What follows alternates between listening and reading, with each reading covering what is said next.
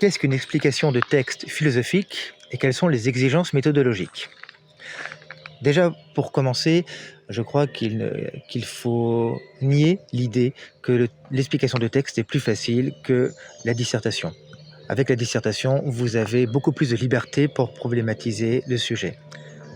Ensuite, la problématisation pour l'explication de texte, à mon avis, relève du même genre que pour la dissertation.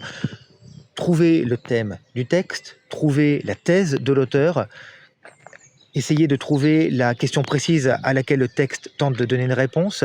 Et pour ce faire, je crois que le mieux, c'est d'essayer de trouver un concept, une idée, enfin un concept plutôt, un terme qui éclaire particulièrement le sujet, qui lui donne du sens, qui lui donne du relief. Le texte ne doit certainement pas être pris pour un prétexte. Ce que je veux dire par là, c'est que prétexte au recopiage du texte, prétexte à la paraphrase, ça c'est vraiment une aversion paresseuse que, en tant que correcteur, on repère vraiment très très rapidement. C'est très désagréable parce qu'on a l'impression d'être pris pour un idiot et ça, vous évitez de faire ça.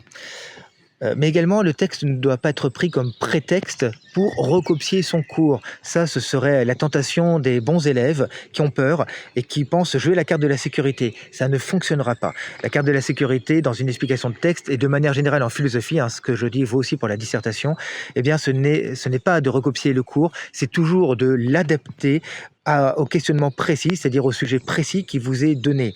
Le cours n'est pas quelque chose à vénérer. Le cours est là pour vous servir. Il n'est pas là pour vous asservir. Donc, utilisez les éléments du cours, utilisez les concepts, les arguments, les auteurs si vous voulez. Faites des hypothèses quand vous n'êtes pas sûr de vous. Si vous ne comprenez pas le texte, dites que vous ne le comprenez pas et dites pourquoi vous ne le comprenez pas. Expliquez vos raisons. Dites peut-être que l'auteur là semble se contredire. C'est étrange. Si vous faites ça, vous entrez dans l'intelligence philosophique du texte parce que vous vous êtes étonné. Et je vous rappelle que l'étonnement est un affect fondamental en philosophie. C'est l'affect fondateur de la philosophie.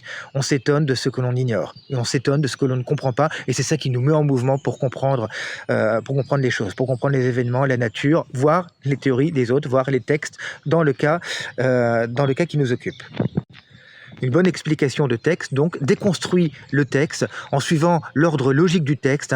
Inutile d'inventer un nouveau plan, vous suivez l'ordre logique du texte que vous décomposez pour le reconstituer. Ça veut dire que vous devez reconstruire l'argumentation.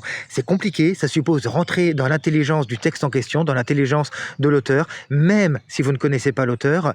Et c'est cela qui est difficile, et en même temps c'est très stimulant, c'est très intéressant. À ne prendre donc l'explication de texte que si vraiment vous vous sentez capable de la réussir.